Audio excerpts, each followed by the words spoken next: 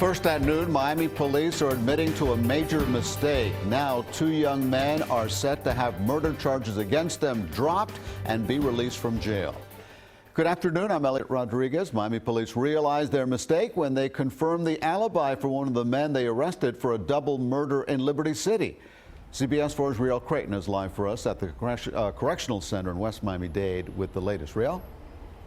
Well, Elliot, after spending days in jail and hours after police told us those charges would be dropped, those men are both still here, although we're still told they will be walking out of jail today.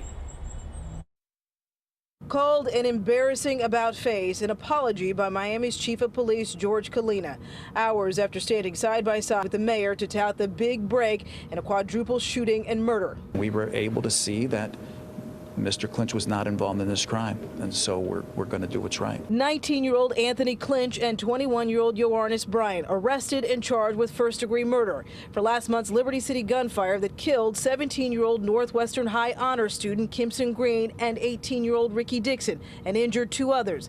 Days after being jailed, police announcing both men to be let go. I'm not going to have a scenario where I have someone potentially sitting in jail who didn't commit a crime.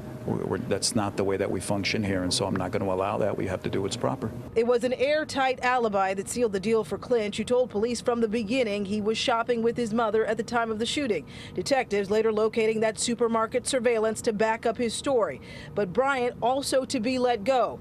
We called Miami police to ask why. They couldn't say what investigators have or don't have, but our media partner at the Miami Herald reporting no such video evidence cleared Bryant, who detectives still believe was involved. Why are you so convinced your son is innocent?